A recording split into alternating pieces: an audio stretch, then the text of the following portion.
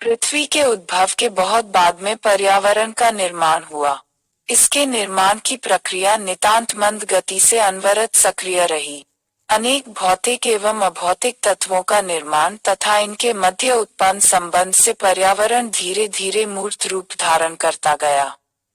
वायुमंडल का निर्माण एवं इसकी घटनाएं पर्यावरण के निर्माण एवं विकास में निरंतर सहयोग देती रहीं। कालांतर में भूतल पर एक भौतिक पर्यावरण का निर्माण हो गया। इस पर्यावरण के मध्य मानव जैसा एक विशिष्ट प्राणी उत्पन्न हुआ। यही एक ऐसा प्राणी है जो चिंतन, कृतित्व एवं व्यक्तित्व से परिपूर्ण है। वह अपने तथा समस्त जैविक अजैविक संघटकों के विषयों में सोच सकता है। पर्यावरण के उपादानों का उपयोग एवं उनकी सुरक्षा कर सकता है। पर्यावरण ने मानव को बहुत कुछ दिया है जिससे एक उत्कृष्ट मानव संस्कृति उद्भूत हुई है। परंतु मानव स्वार्थ से अंधा होकर पर्यावरण के विनाश में संलग्न है। पृथ्वी का उद्भव, उसका शीतलन, वायुमंडल का निर्माण, वनस्पति एवं जीवों की उत्पत्ति आदि कालांतर की सक्रिय प्रक्रिया से पर्यावरण का निर्माण हुआ। प्रारंभ में पर्यावरण नितांत निर्बल था। धीरे धीरे सघन एवं मौलिक होता गया। अनेक प्राकृतिक नियम पर्यावरण में संचालित होने लगे। सभी ने परस्पर संबद्ध होकर पर्यावरण को मौलिक स्वरूप प्रदान किया। जैसे कि जीवित जीव घिरा हुआ है, प्रश्न यह उठता है किसके द्वारा और कहाँ? स्पष्ट है, जीवित जीव भौतिक गुणों के द्वारा स्थान या निवास क्षेत्र पर घिरा हुआ है। इस प्रकार किसी स्थान विशेष में मनुष्य तथा जीवित जीव के चारों ओर घिरे भौतिक आवरण को पर्यावरण कहा जा सकता है।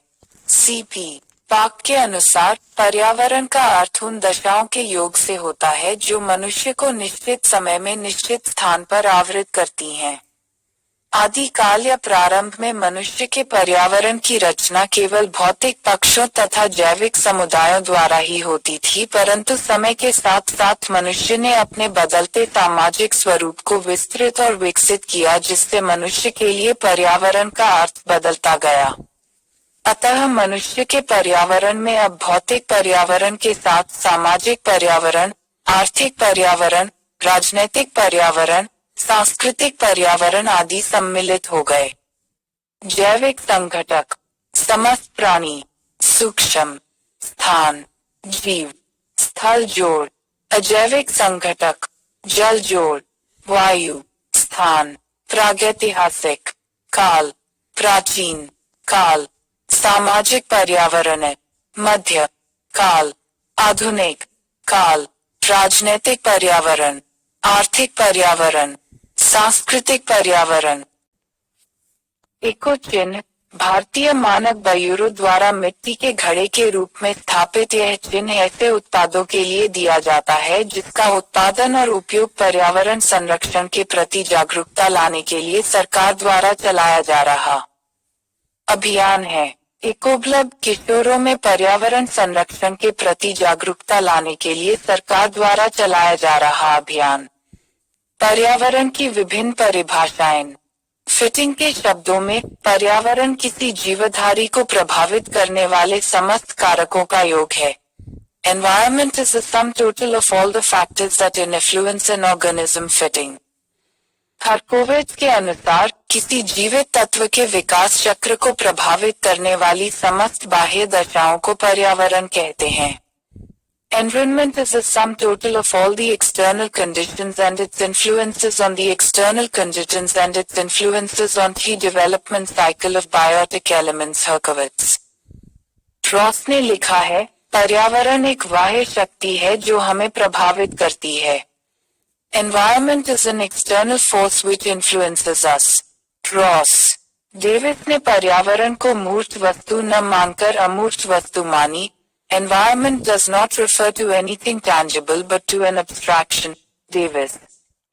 वर्तमान समय में environment शब्द के स्थान पर हबियात अथवा मिलियू शब्दों का प्रयोग कर रहे हैं, जिसका तात्पर्य समस्त परिवृतित है।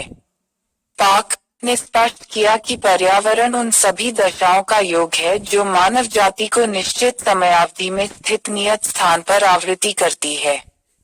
पर्यावरण का अध्ययन क्यों? मानव और पर्यावरण का अन्योन्याश्रित है।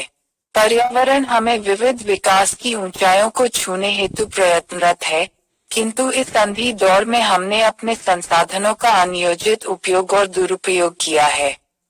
इस कारण पर्यावरण पर दो दबाव उत्पन्न हुआ है, उससे पर्यावरण का संतुलन डगमगा गया है। पर्यावरण संबंधी अनेक विसंगतियां उत्पन्न हो गई है, जिनसे न केवल कई मानवेतर प्रजातियां विलुप्त होती जा रही है, बल्कि मानव के अस्तित्व पर भी भविष्य में प्रश्न चिन्ह लगने जैसी स्थिति उत्पन्न होने की संभावनाएं प्रबल हो गई है। इसलिए पर्यावरणविदों का ध्यान विकास प्रक्रिया के पर्यावरणीय विश्लेषण की ओर गया है। मूल रूप से पर्यावरण और विकास दोनों एक दूसरे के पूरक है। इनका उद्देश्य संतुलित पारिस्थितिक समन्वय के साथ सतत विकास करना है। पर्यावरण अध्ययन वातावरण के गुणों और उनके बीच असंतुलन के कारण उत्पन्न समस्याओं के मध्य अंतर्संबंधों का मूल्यांकन है। इस दृष्टि से पर्यावरण अध्ययन के निम्नलिखित उद्देश्य है। पर्यावरण संबंधी विविध पक्षों की जानकारी प्रदान करना। 1-2 पारिस्थितिक प्रणालियों का ज्ञान कराना। 3 पारिस्थितिक प्रणालियों की समस्याओं की जानकारी प्रदान करना। 4 पर्यावरणीय क्रियाओं के प्रभाव की जानकारी प्रदान करना। 5 पर्यावरण असंतुलन और उसके प्रभावों का ज्ञान कराना। 6 पर्यावरण संरक्षण हेतु विविध उपायों की जानकारी देना। 7 पर्यावरण के प्रति जागरूकता उत्पन्न कराना। पर्यावरण का अध्ययन क्षेत्र। पर्यावरण अपने अंदर 4 बड़े खंडों को समाहित करता है। 1 वायुमंडल, 2 जलमंडल, 3 स्थानिक, 4 जैव मंडल। वायुमंडल अपनी गैसों द्वारा पृथ्वी के चारों ओर एक रक्षात्मक ब्लैंकेट की तरह कार्य करता है, जिससे पृथ्वी पर जीवन बना रहता है। अंतरिक्ष के विपरीत पर्यावरणीय प्रभाव से बचता है। यह बाह्य अंतरिक्ष की अधिकतर ब्रह्मांडीय किरणों को तथा सूर्य को विद्युत चुंबकीय किरणों को अवशोषित कर उनके दुष्प्रभाव को नगण्य करता है। यह यहाँ पर केवल अल्ट्रावायलेट दृश्य लगभग अवरक्त किरणें 300 से 2500 nm और रेडियो तरंगों को ही प्रसारित होने देता है, जबकि 300 nm से कम की अल्ट्रावायलेट किरणों को अवशोषित कर लेता है, जो समस्त जीवित जीव को हानि पहुंचा सकती है। वायुमंडल नाइट्रोजन और ऑक्सीजन से बना है। कुछ अन्य गैस जैसे ऑर्गन कार्बन डाइऑक्साइड और संकेतिक गैसें। जलमंडल में सभी प्रकार के जल संसाधनों को शामिल करते हैं, जैसे महासागर, सागर, झीलें, नदियां, जलाशय, ध्रुवीय बर्फ, हिमानी और धरातलीय जल।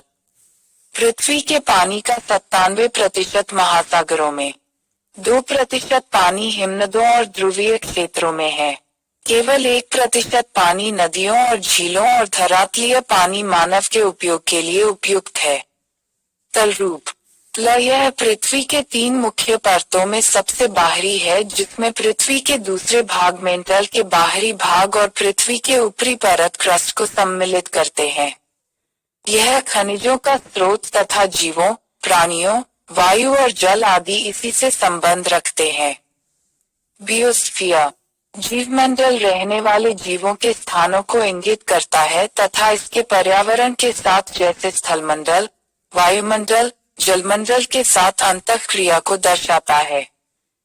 पर्यावरण अध्ययन में मानव तथा प्रकृति का पारस्परिक संबंधों एवं अंतःक्रियाओं का भी अध्ययन प्रमुखता से किया जाता है। पर्यावरण अध्ययन की प्रकृति बहुविषयक होने के कारण यह समस्या अध्ययन वैज्ञानिक तथा मानविकी के दृष्टिकोणों से किए जाते हैं। पर्यावरण अध्ययन के विषय क्षेत्र का निरंतर विकास हो रहा है और आज इसका अध्ययन कई मानवीय विषयों के साथ साथ शुद्ध विज्ञानी विषयों को भी आच्छादित कर रहा है, जैसे वनस्पति विज्ञान, जंतु विज्ञान, रसायन विज्ञान, भौतिक विज्ञान आदि। इस प्रकार हम देख सकते हैं कि वर्तमान में पर्यावरण का अध्ययन क्षेत्र काफी वृहद रूप में फैल चुका है। मानव ह्यूमन पर्यावरण, जीव विज्ञान, पारिस्थितिकी, भौमिकी, खगोल विज्ञान, रसायन विज्ञान, भूगोल, मानव भूगोल, भौतिक, भूगोल, समाज शास्त्र, अर्थशास्त्र, इतिहास, मानचित्र, गणित विज्ञान, नृविज्ञान, मनोविज्ञान, कंप्यूटर विज्ञान, दृश्य कला। पर्यावरण के तत्व। पर्यावरण का निर्माण भौतिक, जैविक और सांस्कृतिक तत्वों के अंतःक्रिया पद्धति के द्वारा हुआ है जो आपस में विभिन्न तरीकों से संबंधित हैं। व्यक्तिगत के साथ साथ सामूहिक रूप से भी इन तत्वों को निम्न रूप समझाया जा सकता है। भौतिक तत्व। भौतिक तत्व जैसे अंतरिक्ष, स्थलाकृतियां, जलराशियां, मिट्टी, चट्टान, खनिज आदि। ये तत्व मानव अधिवासों के विभिन्न लक्षणों को निर्धारित करते हैं। ये उपलब्धि के साथ साथ सीमा का भी निर्धारण करते हैं। जैविक तत्व। जैविक तत्व जैसे कि पादप, जंतु, सूक्ष्म जीव और मानव जो एक जैवमंडल का निर्माण करते हैं। सांस्कृतिक तत्व। सांस्कृतिक तत्व जैसे कि आर्थिक, सामाजिक, राजनैतिक तत्व जो महत्वपूर्ण मानवीय रूप है जो सांस्कृतिक अधिवास बनाता है। पर्यावरण की संरचना एवं प्रकार। संपूर्ण पर्यावरण की संरचना में 3 तत्व महत्वपूर्ण हैं: भौतिक, जैविक और सामाजिक सांस्कृतिक। इन्हीं संरचनात्मक तत्वों के आधार पर पर्यावरण को 3 वर्गों में विभक्त किया गया है। I. भौतिक पर्यावरण, E. जैविक पर्यावरण, E. सामाजिक सांस्कृतिक वातावरण। भौतिक पर्यावरण। भौतिक पर्यावरण प्राकृतिक तत्वों का अन्योन्याश्रित पुंज है जिसका प्रत्यक्ष प्रभाव मानव एवं समस्त प्राणियों के समस्त क्रियाकलापों पर पड़ता है। इस भौतिक पर्यावरण के 3 वर्ग है। 1. स्थलमंडलीय पर्यावरण, लिथोस्फीयर पर्यावरण का वह भाग जिसमें रेत, मिट्टी, चट्टानें आदि हैं और जो पेड़ पौधों का पोषण करता है। 2. जल मंडलीय पर्यावरण, हाइड्रोस्फीयर पर्यावरण का वह भाग जिसमें जल स्थित है। 3. वायुमंडलीय पर्यावरण, एटमॉस्फेयर, स्थलमंडल तथा जलमंडल के ऊपर लगभग 300 किलोमीटर तक फैला हुआ गैसीय वातावरण। जैविक पर्यावरण। पृथ्वी की सतह से लगभग 10 किलोमीटर नीचे और 10 किलोमीटर ऊपर धरती, पानी और वायु का हिस्सा ही जैविक पर्यावरण है जिसे जीवमंडल, बायोस्फीयर भी कहते। जीवमंडल के संदर्भ में पर्यावरण का तात्पर्य उस समूची भौतिक एवं जैविक व्यवस्था से है जिसमें जीवधारी रहते हैं, विकास करते हैं और अपनी स्वाभाविक प्रवृत्तियों के अनुसार क्रियाकलाप करते हैं। जैविक पर्यावरण के 2 वर्ग हैं। 1. वानस्पतिक बोटानिकल पर्यावरण, इसके अंतर्गत समस्त प्रकार के पेड़ पौधे, वनस्पतियां आदि आती है। 2. जंतु जूलॉजिकल पर्यावरण, धरती के समस्त पशु पक्षी, कीट, सरीसृप, मत्स्य एवं मनुष्य जंतु के अंतर्गत आते हैं। सामाजिक सांस्कृतिक पर्यावरण। सामाजिक सांस्कृतिक पर्यावरण का संबंध प्रमुख रूप से मनुष्य जाति से है। वैसे अन्य जीवधारी भी अपने समाज का निर्माण करते हैं परंतु श्रेष्ठ प्राणी होने के कारण मनुष्य अपने समूहों, समुदायों, रूढ़ियों, परंपराओं, आदर्शों, मूल्यों तथा सामाजिक विरासत को लेकर एक सामाजिक सांस्कृतिक पर्यावरण का निर्माण करता है। इस सामाजिक सांस्कृतिक पर्यावरण के कई वर्ग हैं जिसमें से प्रमुख निम्नवत हैं। 1. सामाजिक पर्यावरण, सोशल एनवायरनमेंट, समस्त जीवधारी अपनी प्रजाति के अन्य सदस्यों के साथ मिलकर अंतःक्रिया करते हुए समाज का निर्माण करते हैं जिससे सामाजिक पर्यावरण बनता है। 2. आर्थिक पर्यावरण, इकोनॉमिकल एनवायरनमेंट, अन्य जीवधारियों की भांति मनुष्य भी अपने संवर्धन हेतु प्रकृति, भौतिक पर्यावरण से भौतिक पदार्थों को प्राप्त करता रहता है। भौतिक पर्यावरण से इस प्रकार पदार्थों को प्राप्त करने की क्रिया से आर्थिक पर्यावरण निर्मित होता है। वह स्वबुद्धि एवं प्रौद्योगिकी द्वारा संसाधनों का दोहन एवं उपयोग करता है और आर्थिकी का सृजन करता है। 3. प्राविधिक पर्यावरण, टेक्नोलॉजिकल एनवायरनमेंट, प्राकृतिक पर्यावरण का वह भाग जिस पर मानव ने विज्ञान की सहायता से नियंत्रण पा लिया है, प्रौद्योगिक पर्यावरण कहलाता है। इस पर्यावरण में मनुष्य प्रविधि एवं यंत्रों की सहायता से संशोधन करता रहता है। सभ्यता का विकास काफी सीमा तक इसी पर्यावरण पर आश्रित है। 4. राजनीतिक पर्यावरण, पॉलिटिकल एनवायरनमेंट। प्रकृति, भौतिक पर्यावरण पर नियंत्रण स्थापित कर सकने के साथ साथ अन्य मानवों पर नियंत्रण स्थापित कर पाने तथा उन पर आधिपत्य स्थापित करने की मानव की प्रबल आकांक्षाओं ने राजनीतिक पर्यावरण को जन्म दिया है। 5. मनोवैज्ञानिक पर्यावरण, साइकोलॉजिकल एनवायरनमेंट। मनुष्य की मानसिक प्रवृत्तियां जैसे बुद्धि, रुचि, प्रेरणाएं, चिंतन, विचार आदि तथा व्यवहारात्मक प्रवृत्तियां जैसे आदतें उसके मनोवैज्ञानिक पर्यावरण का निर्माण करती है। एक साथ एक ही स्थान पर खड़े दो व्यक्ति मनोवैज्ञानिक दृष्टि से भिन्न भिन्न पर्यावरण में स्थिति हो सके हैं। 6. आध्यात्मिक पर्यावरण, स्पिरिचुअल एनवायरनमेंट। स्वयं को समझने तथा विश्व की नियामक शक्ति के संबंध में संपूर्ण ज्ञान आध्यात्मिक परिवेश का निर्माण करता है। 7. सांस्कृतिक पर्यावरण, कल्चरल एनवायरनमेंट। सामाजिक विरासत, धर्म, प्रथा, संस्कार, कला एवं साहित्य आदि मिलकर सांस्कृतिक पर्यावरण बनाते हैं। पर्यावरण का महत्व। संपूर्ण पर्यावरण में 3 प्रमुख विशेषताएं परिलक्षित होता है: पर्यावरण के तत्वों की अन्योन्याश्रितता, सीमित क्षमता तथा जटिल संबंध। प्रकृति के निर्माण में असंख्य तत्वों का योगदान होता है। ये सभी तत्व एक दूसरे पर निर्भर होते हैं। इन सभी तत्वों की मात्रा सीमित एवं सुनिश्चित होती है तथा इनका एक दूसरे से केवल सरल और प्रत्यक्ष संबंध ही नहीं होता बल्कि अप्रत्यक्ष एवं जटिल संबंध भी होता है।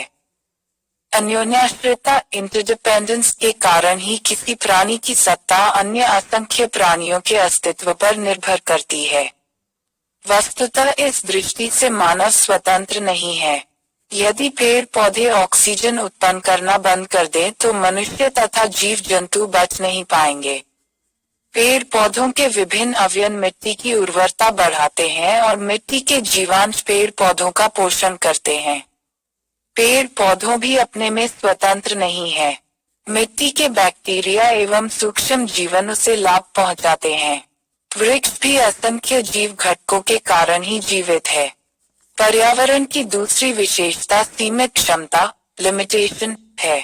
हर प्राणी एवं पदार्थ की संख्या एवं अनुपात सुनिश्चित तथा सीमित है। पौधे निर्धारित मात्रा में सूर्य की किरणें ग्रहण करते हैं और एक निर्धारित सीमा तक ही ऑक्सीजन पैदा करते हैं। उपभोक्ताओं की संख्या और उपयोग की मात्रा जब तक उत्पादन के अनुरूप रहती है तब तक व्यवस्था ठीक चलती है, लेकिन उत्पादन से उपभोग की मात्रा बढ़ जाने पर असंतुलन बढ़ जाए तो ध्रुव प्रदेशों की बर्फ पिघलने लगेगी जिससे समुद्र का जल स्तर बढ़ेगा और इस जल स्तर की वृद्धि के कारण मैदानी क्षेत्र जलमग्न भी हो सकते हैं। पर्यावरण में सभी तत्वों और जीवों की अन्योन्याश्रितता की विशेषता ने ही संबंधों को जटिल बना दिया है।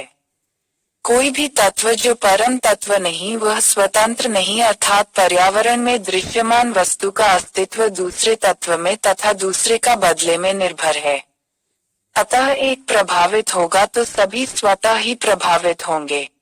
इस प्रकार पर्यावरण की उपर्युक्त तीनों विशेषताएं स्थानीय, प्रादेशिक, राष्ट्रीय, अंतर्राष्ट्रीय सभी स्तरों पर विद्यमान हैं। इन तीनों के कारण ही संपूर्ण पर्यावरण में संतुलन बना रहता है। किंतु विकास की प्रक्रिया में जो पर्यावरण ह्रास हुआ है और प्रकृति में जो असंतुलन उत्पन्न हुआ है उससे हम सभी विदित है। पिछले 50 वर्षों में विश्व की बढ़ती जनसंख्या, नगरीकरण, औद्योगिकरण तथा अत्यधिक प्राविधिक सक्रियता के कारण पारिस्थितिकी ह्रासोन्मुख परिवर्तन प्रारंभ हो चुका है। अतः पर्यावरण का अध्ययन तथा उसके संरक्षण की क्रियाएं अत्यधिक महत्वपूर्ण हो गई है।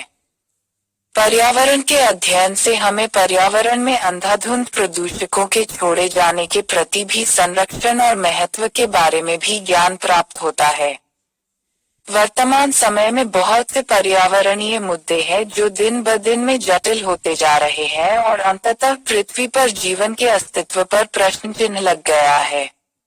पर्यावरणीय अध्ययन निम्न कारणों से अति महत्वपूर्ण बन गया है। पर्यावरण मुद्दे अंतर्राष्ट्रीय होने के नाते इस बात को अच्छी तरह से पहचाना गया है कि पर्यावरणीय मुद्दे जैसे ग्लोबल वार्मिंग, ओजोन क्षरण, अम्ल वर्षा, समुद्री प्रदूषण और जैव विविधता केवल राष्ट्रीय मुद्दे नहीं है बल्कि वैश्विक मुद्दे हैं और इसलिए इन मुद्दों का अंतर्राष्ट्रीय प्रयासों और सहयोग से हल निकाला जाना चाहिए। विकास के परिणाम उत्पन्न समस्याएं विकास के परिणाम स्वरूप नगरीकरण, औद्योगिकरण, परिवहन तंत्र, कृषि और आवास को जन्म दिया। हालांकि विकसित देश इस चरण से बाहर हो गए हैं। उत्तरी गोलार्ध की दुनिया ने अपने पर्यावरण को शुद्ध करने के लिए गंदे कारखानों को दक्षिण में स्थानांतरित करने में कामयाब रहा। जब पश्चिम अपने को विकसित कर रहा था तो पर्यावरणीय समस्याओं को नजरअंदाज किया। जाहिर है इस प्रकार के पथ पर विकासशील देश है जो न तो व्यवहारिक है और न वाहनीय है। प्रदूषण में विस्फोटक वृद्धि कुल वैश्विक जनसंख्या में से प्रत्येक 7वां व्यक्ति भारत में निवास करता है। दुनिया की आबादी का 16% और 2.4% भूक्षेत्र जहां भूमि सहित सभी प्राकृतिक संसाधनों पर भारी दबाव है। कृषि विशेषज्ञों का मानना है कि मिट्टी के स्वास्थ्य पर बुरा प्रभाव पड़ा है। उसके सूक्ष्म पोषक तत्वों में कमी, कार्बनिक पदार्थ, लवणता और संरचना में भारी क्षति हुई है। एक वैकल्पिक समाधान की आवश्यकता। यह विकासशील देशों के लिए आवश्यक है कि वैकल्पिक लक्ष्य के लिए वैकल्पिक मार्ग की खोज करें। हमें निम्न रूप से एक लक्ष्य की आवश्यकता है। विकास का एक ऐसा सच्चा लक्ष्य जो पर्यावरणीय दृष्टि से संपोषणीय भी हो। हमारी पृथ्वी के सभी नागरिकों के लिए आम लक्ष्य। विकासशील देशों को ऐसे लक्ष्य से दूरी बनानी होगी जो अत्यधिक उपयोग और अपेय समाज का निर्माण करे जैसे कि विकसित देशों में हुआ है। 0 मानवता को विलुप्ति से बचाने की आवश्यकता। मानवता को विलुप्तता से बचाना हमारा कर्तव्य है।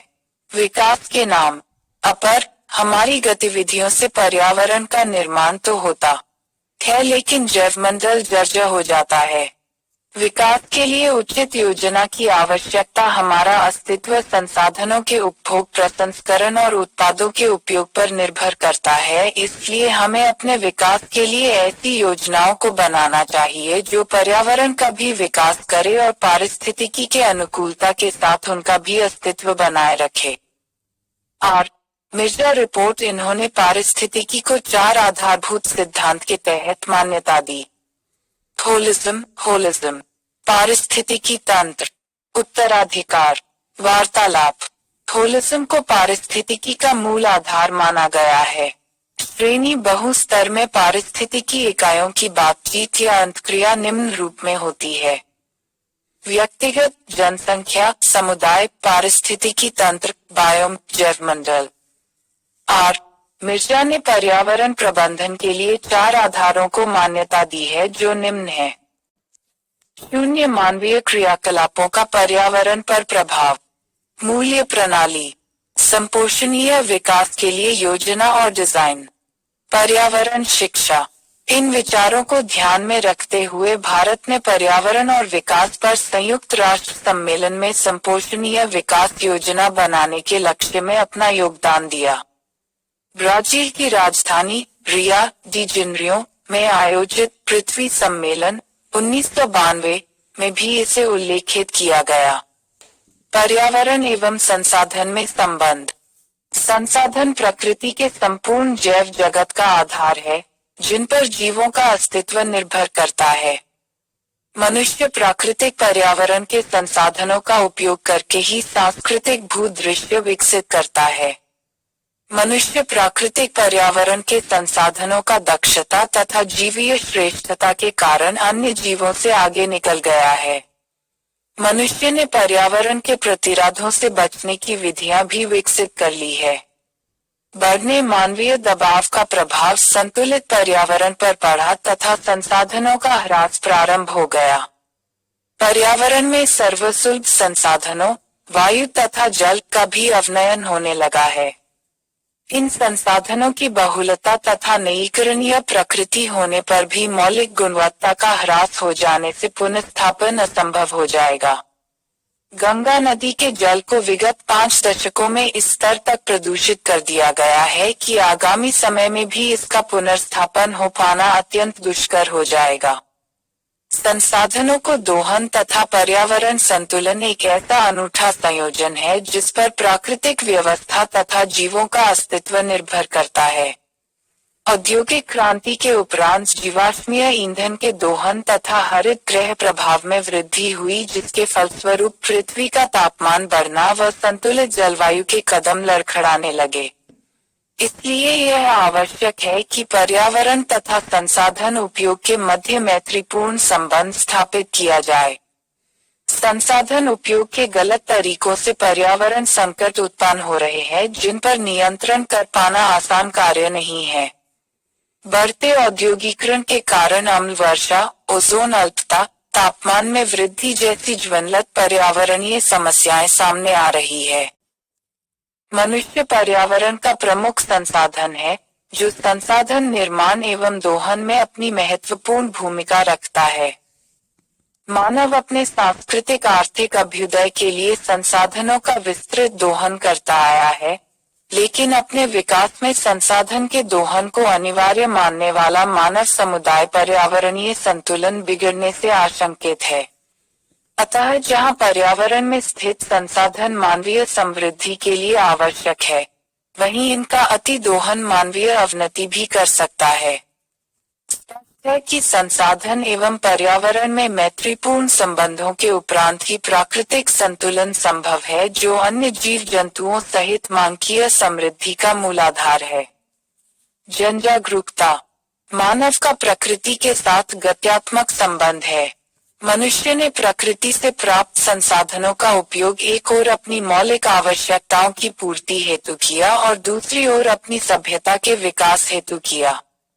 पर्यावरणीय तत्वों के उपभोग के कारण प्रकृति में परिवर्तन आने आरंभ हो गए, जो सामाजिक आर्थिक विकास के साथ साथ असंतुलन का रूप लेने लगे। उपभोग की अत्यधिक मांग होने कारण प्राकृतिक संसाधनों पर दबाव बढ़ा है। जनसंख्या वृद्धि, तीव्र नगरीकरण, औद्योगिकरण, उपभोक्तावादी जीवन दर्शन, भौतिकवादी जीवन शैली, सामाजिक मूल्यों का ह्रास, दोषपूर्ण प्रतिविधि गतिशीलता तथा वर्गीय एवं क्षेत्रीय असंतु आदि समस्याएं सामाजिक आर्थिक विकास के साथ साथ पर्यावरण के लिए संकट लेकर आई हैं। इस समस्याओं पर वैश्विक एवं समग्र दृष्टि की आवश्यकता है। इस हेतु पर्यावरण संबंधी जन चेतना का विकास होना अत्यंत आवश्यक है। नवीन जानकारियों को जन जन तक पहुंचाने के लिए जन चेतना अथवा जन जागरूकता की आवश्यकता पड़ती है। पर्यावरण संबंधी विभिन्न पक्षों को समझने, उसका संरक्षण एवं संवर्धन करने के लिए पर्यावरणीय ज्ञान होना आवश्यक है। पर्यावरणीय अध्ययन में पर्यावरण का मानव पर और मानव का पर्यावरण पर जो प्रभाव पड़ता है, उसका अध्ययन किया जाता है। दूसरे शब्दों में, मानव एवं पर्यावरण की अंतर्क्रियाओं का अध्ययन किया जाता है। इतना स्पष्ट है कि मानव ने आज तक अपनी विकास यात्रा में पर्यावरण के साथ जो क्रियाकलाप किए हैं, उन्होंने पर्यावरण पर प्रतिकूल प्रभाव डाला है, जिससे पर्यावरण ह्रास और असंतुलन की स्थिति उत्पन्न हुई है। अतः यह अत्यंत आवश्यक है कि पर्यावरण के साथ मानव की अंतक्रिया के तरीकों को परिवर्तित किया जाए, अर्थात मनुष्य द्वारा वे कार्य किए जाएं जिनसे प्राकृतिक संरक्षण एवं संवर्धन में सहायता मिले और प्रदूषण तथा पर्यावरण ह्रास को रोका जा सके। इन कार्यों को जनमानस में पर्यावरण चेतना उत्पन्न करके ही संपन्न किया जा सकता है। भारत में प्राचीन काल से ही पर्यावरण प्रति संवेदनशीलता और मित्रवत व्यवहार के साक्ष्य मिलते हैं। न केवल मित्रवत बल्कि प्राकृतिक तत्वों को दैव स्वरूप दिया गया और मानव अपने को उसका पुत्र बताया। लेकिन इतिहास इस बात का भी गवाह रहा है कि पर्यावरण के प्रति मानव का व्यवहार हमेशा दैव तुल्य नहीं रहा। मानव का व्यवहार बदलता रहा है, अर्थात समय के साथ साथ जिस पर्यावरण को देवत्व का स्थान दिया गया वह समय के साथ उपभोग की वस्तु भी बना, अर्थात मानव का प्रकृति के साथ गत्यात्मक संबंध है। शून्य डाउन्स महोदय ने तो इसको एक सिद्धांत के रूप में कहने का प्रयास किया कि मानव पर्यावरण के प्रति अपने व्यवहार और दिलचस्पी को समय के साथ 5 अवस्थाओं में संपन्न करता है। डाउन्स ने पर्यावरण की समस्याओं में जनसमुदाय की अभिरुचि को मुद्दा ध्यानाकर्षण चक्र नाम दिया। डाउन्स के अनुसार पर्यावरणीय समस्याओं में जनसमुदाय की दिलचस्पी समय के साथ बदलती रहती है तथा परिवर्तन का पूर्ण अनुक्रम 5 अवस्थाओं में संपन्न होता है।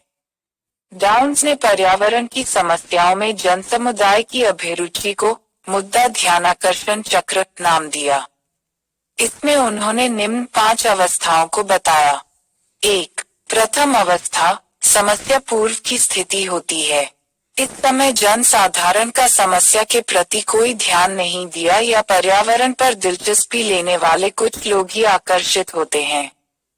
2. द्वितीय अवस्था जब पर्यावरण समस्याएं भयावह होने लगती है तब जनसाधारण पर्यावरण के प्रति आकुल और उत्साहित होने लगता है। इस समस्या से निपटने के लिए लागत की भी परवाह नहीं करता। 3. तृतीय अवस्था इस अवस्था में जनसाधारण को यह मान हो जाता है कि सिर्फ लागत खर्च ही इस मुद्दे या समस्या का हल नहीं। 4. चतुर्थ अवस्था जनसाधारण की उदासीनता की स्थिति, क्योंकि पर्यावरणीय सुधार योजनाओं में लागत अधिक, साथ ही जनसाधारण को यह बोध हो जाता है कि पर्यावरणीय सुधार कार्यक्रमों का क्रियान्वयन उसके लिए अत्यधिक कठिन है तथा खर्च की गई धनराशि तथा संलग्न जनशक्ति की तुलना में मिलने वाला त्वरित लाभ बहुत कम है। 4. पंचम अवस्था समस्या उपरांत की अवस्था है जब पर्यावरणीय समस्या पर अचानक जनसाधारण की दिलचस्पी बढ़ जाती है, परंतु जब खतरा टल जाता है तो लोगों की दिलचस्पी पुनः कम हो जाती है। पर्यावरण में जनसाधारण की दिलचस्पी के उपर्युक्त चक्रीय रूपरेखा के आधार पर डाउन्स का मत है वर्तमान समय में जनसाधारण की दिलचस्पी तथा जागरूकता उपर्युक्त चक्र के माध्यम से गुजर रही है तथा भविष्य में उसके समाप्त हो जाने की संभावना है। इस तरह से यह स्पष्ट है कि मानव ने आज तक अपनी विकास यात्रा में पर्यावरण के साथ जो क्रियाकलाप किए हैं उससे पर्यावरण पर प्रतिकूल प्रभाव ही पड़ा है, जिससे पर्यावरण हवास और असंतुलन की स्थिति उत्पन्न हुई है। हमारे देश में 1973 का चिपको आंदोलन पर्यावरण चेतना का सूत्रघात सिद्ध हुआ है। लोगों को पर्यावरण क्षति से उत्पन्न दुर्जय परिणामों के बारे में जागरूक करना होगा। अगर कड़े सुधारात्मक कदम नहीं उठाए गए तो जीवन का अंत हो सकता है। हम विभिन्न पर्यावरणीय समस्याओं का सामना कर रहे हैं। इन चुनौतियों को देश का परिचित या वाकिफ कराना आवश्यक है, जिससे उनका व्यवहार या कृत्य पर्यावरण अनुकूल हो सकता है। ऐसे कुछ समस्याएं निम्न हैं, जिनसे जनता को जागरूक करना आवश्यक है। बढ़ती जनसंख्या, प्रत्येक वर्ष 10 लाख से भी अधिक जनसंख्या 2.11% से बढ़ रही है, जबकि प्रत्येक वर्ष 17 लाख से अधिक जनसंख्या जुड़ रही है। यह लगातार प्राकृतिक संसाधनों पर दबाव बढ़ा रहा है और विकास की गति को भी बंद कर रहा है। अतः हमारे लिए सबसे बड़ी चुनौती जनसंख्या वृद्धि को सीमित करना है। यद्यपि विकास स्वतः ही जनसंख्या की वृद्धि को नियंत्रित करता है, लेकिन वर्तमान में जनसंख्या ही विकास के लिए बाधा बन रही है। यह महिलाओं के विकास के लिए भी आवश्यक है। गरीबी, भारत के बारे में यह हमेशा कहा गया है कि अमीर देश लेकिन गरीब जनता। गरीबी और पर्यावरणीय अवनयन का आपसी संबंध है। एक बहुत बड़ी जनसंख्या अपनी आधारभूत आवश्यकता के लिए प्राकृतिक संसाधनों पर निर्भर है, जैसे खाद्य, ऊर्जा आदि के लिए। लगभग 40% जनसंख्या अभी भी गरीबी रेखा के नीचे जीवन यापन कर रही है। कृषि विकास लोगों को निश्चित रूप से इस बात की जानकारी चाहिए बिना पर्यावरण को क्षति पहुंचाए कृषि विकास को सुनिश्चित करें, क्योंकि उच्च उत्पादकता वाली फसलों से मिट्टी के भौतिक गुणों में परिवर्तन ला देता है और उपजाऊ भूमि बंजर भूमि में बदलने लगती है। पानी की आवश्यकता, भूमिगत जल के उपयोग की पुनर्व्याख्या करने की आवश्यकता है। शहरी कूड़ा, औद्योगिक कारखाने, रासायनिक उर्वरक और कीटनाशक आदि सभी जल के साथ साथ भूमिगत जल को भी प्रदूषित करते हैं। यह एक चुनौती है कि हम अपने नदियों और झीलों के पानी की गुणवत्ता को पुनः कैसे बहाल करें। विकास और 101 नदियां और भूमिगत जल के लिए जलग्रहण की सेवा देते हैं। पानी की बढ़ती मांग तथा सिंचाई परियोजनाओं के द्वारा जल दोहन की शक्तिशाली योजनाएं भी है। इन परियोजनाओं से बने विशाल बांधों से जंगल डूबना, स्थानीय लागों का विस्थापन, जीवों का विस्थापन आदि की समस्या ने एक राजनीतिक और वैज्ञानिक बहस के क्षेत्र बन गए हैं। भूमि का अवनयन, देश की कुल 329वीं हेक्टेयर भूमि का केवल 266वीं है। भूमि ही उपजाऊ है, इसमें से 143वीं है कृषि भूमि और 85वीं है अतिरिक्त भूमि क्षरण से ग्रस्त है और बची हुई 123वीं है में से 40वीं है पूरी तरह से बंजर भूमि है तथा शेष 83वीं है वन भूमि के रूप वर्गीकृत की जाती है। लगभग 406 मिलियन पशुओं के पशुचारण भूमि 13वीं है अथवा पशुचारण के लिए वर्गीकृत भूमि 4% ही है। इसलिए हमारी 266वीं है का 175वीं है अथवा 66% भूमि का भिन्न भिन्न प्रकार से विकृति हो रही है। लगभग 150वीं है भूमि का अपरदन पानी और हवा के द्वारा होता है, इसमें भी ध्यान देने की आवश्यकता है। संस्थाओं का पुनः स्थापना आज की आवश्यकताओं को ध्यान में रखते हुए अनुकूल संस्थाओं, व्यवहार और आधारभूत ढांचे की पुनः स्थापना या पुनर्गठन किया जाना चाहिए। यह बदलाव भारत के संसाधनों के उपयोग और प्रबंधन के परंपरागत तरीकों में किया जाना चाहिए। यह बदलाव शिक्षा, रवैया, प्रबंधन के तरीकों और संस्थाओं में किया जाना चाहिए, क्योंकि यह लोगों के तकनीक, विचारों और विकास के सोच को बदलने में प्रभावी होता है। आनुवांशिक विविधता में हवासा आनुवांशिक विविधता के संरक्षण के लिए विविध कदम उठाए जाने की आवश्यकता है। वर्तमान में बहुत से जंगली जीव प्रकृति से विलुप्त हो गए हैं। एशियाई शेर सहित बहुत से आनुवांशिक विविधता वाले जीवों के नुकसान की समस्या का सामना करना पड़ रहा है। संरक्षित क्षेत्र जैसे राष्ट्रीय पार्क, जैवमंडल, सेंचुरी आदि में आनुवंशिकीय संख्या कम होती है, जिससे दूसरे आनुवंशिकीय गुणों वाले जीवों से जनन क्रिया नहीं हो पाती, जिससे इनमें नकारात्मक बदलाव आते हैं। आनुवंशिकीय विविधता में कमी की जांच के लिए सुधारात्मक कदम उठाए जाने चाहिए। नगरीकरण के दुष्परिणाम। भारत की लगभग 27% जनसंख्या शहरों में निवास करती है। शहरीकरण और औद्योगिकरण ने भारी संख्या में पर्यावरणीय समस्याओं को जन्म दिया है, जिनमें अविलंब ध्यान देने की आवश्यकता है। 30% ज्यादा शहरी आबादी मलिन बस्तियों में रह रही है। भारत के कुल 3245 कस्बों और शहरों में केवल 21 ही ऐसे शहर हैं जिनमें पूरी तरह या आधे अधूरे ही सीवेज सुविधा और इलाज सुविधा है। अतः हो रहा तीव्र नगरीकरण का मुकाबला एक चुनौती है। वायु और जल प्रदूषण। हमारे अधिकांश औद्योगिक संयंत्र या तो पुरानी तकनीक पर कार्य कर रहे हैं या अस्थायी सुविधाओं का उपयोग कर रहे हैं। शहरों और औद्योगिक क्षेत्रों में वायु और जल की सबसे खराब रूप में पहचान की गई है। इनसे संबंधित अधिनियम तो देश में बना दिए गए, लेकिन उनको लागू करना आसान नहीं, कारण उनके क्रियान्वयन के लिए अधिक संसाधन, तकनीक और विशेषज्ञता के साथ साथ राजनीतिक इच्छा शक्ति और सामाजिक इच्छा की भी आवश्यकता होती है। फिर भी लोगों को नियमों के प्रति जागरूक करने की आवश्यकता है। उनका समर्थन नियमों को लागू करने के लिए अपरिहार्य है।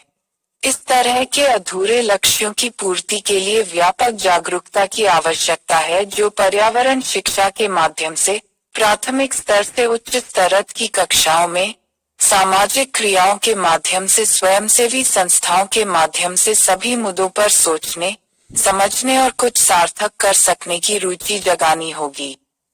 पर्यावरणीय शिक्षा। भारत में पर्यावरण शिक्षा को प्रोत्साहन देते हेतु कई केंद्र खोले गए हैं। यह पर्यावरण शिक्षा केंद्र सीपीआर शिक्षा केंद्र अहमदाबाद एवं सीपीआर शिक्षा को बढ़ावा देने हेतु वर्ष 1978 में नई दिल्ली में राष्ट्रीय प्राकृतिक इतिहास संग्रहालय की स्थापना की गई।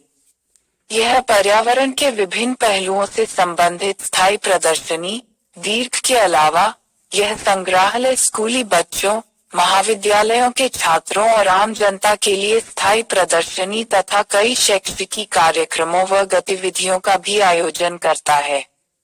3 क्षेत्रीय प्राकृतिक संग्रहालय भुवनेश्वर, भोपाल और मैसूर में स्थापित किए गए हैं। इसके अतिरिक्त भारतीय वानिकी अनुसंधान एवं शिक्षा परिषद देश में वानिकी शिक्षा के विस्तार एवं विकास गतिविधियों का केंद्रीय स्थल है।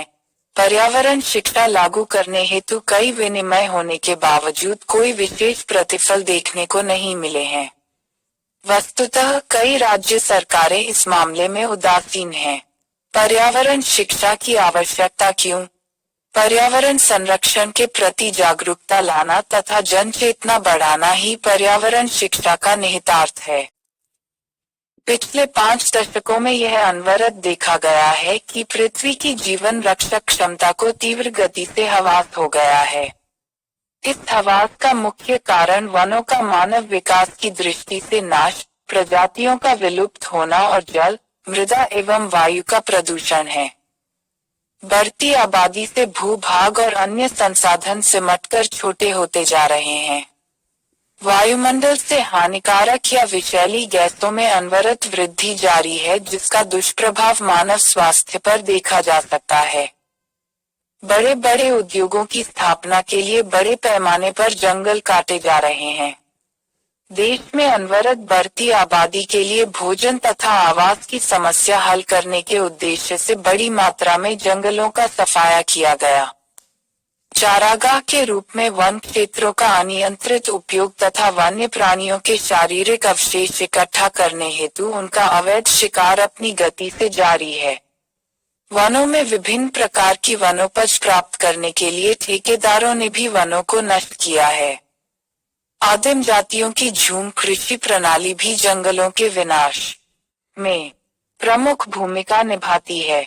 हमारा शारीरिक और मानसिक स्वास्थ्य जल की वायु शुद्धता और आसपास के वातावरण की स्वच्छता पर निर्भर करता है, किंतु औद्योगिकरण की तीव्र प्रक्रिया हो रही है, जिनमें उद्योगों से उत्सर्जित जहरीली गैसें, वाहनों का धुआं प्रमुख है।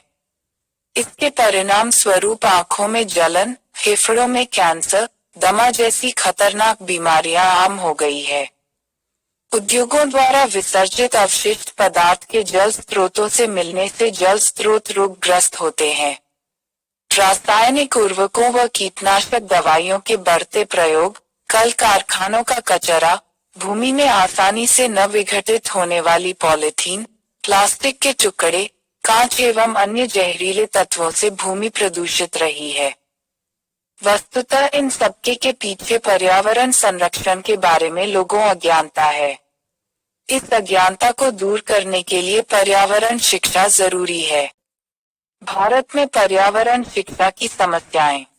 सर्वोच्च न्यायालय ने कक्षा 12 तक पर्यावरण शिक्षा लागू करना अनिवार्य कर दिया है, किंतु बहुत सारे राज्यों ने इसे लागू नहीं किया है। वस्तुतः पर्यावरण के शैक्षिक पाठ्यक्रम लागू करने के संबंध में विवाद है। कुछ शिक्षाविदों ने इसकी उपयोगिता पर प्रश्न चिन्ह खड़ा कर दिया है। उनके मतानुसार पहले से ही बच्चों का पाठ्यक्रम बोझिल है। पर्यावरण शिक्षा लागू होने से बच्चों पर अतिरिक्त दबाव आ जाएगा। पर्यावरण शिक्षा शैक्षिक विभागों या शिक्षकों के लिए प्राथमिकता नहीं रखता है। बहुत से शिक्षकों के लिए पर्यावरण शिक्षा विज्ञान से जुड़ा विषय है।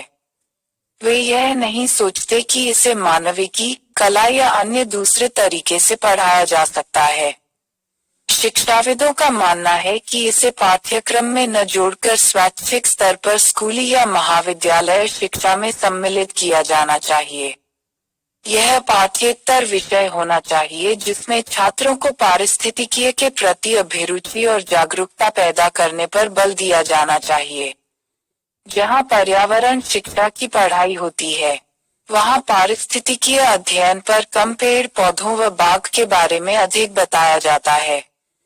पर्यावरण शिक्षा संबंधी अन्य समस्याएं यह है कि इसके पाठ्यक्रम किसी एक संस्था द्वारा तय किए जाते हैं और यह भारत के सभी भागों में लागू की जाती है, किंतु भारत के विभिन्न क्षेत्रों की अपनी अपनी पर्यावरणीय समस्याएं हैं।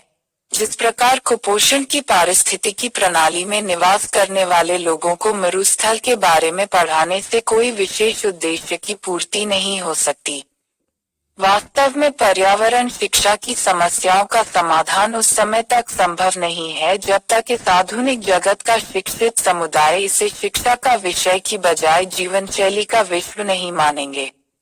सरकारी एवं गैर सरकारी संस्थाओं के साथ व्यक्ति विशेष को अपने स्तर पर पहल करनी होगी। आज गरीबी, बेरोजगारी, आतंकवाद, जातिवाद, राजनीतिक विवाद इत्यादि किसी देश, प्रदेश या क्षेत्र विशेष की समस्याएं हैं, जबकि भूमंडलीय तापन के कारण जलवायु परिवर्तन, प्राकृतिक आपदाओं की तीव्रता एवं वृद्धि जैसी विश्वव्यापी समस्याएं उत्पन्न होती जा रही है।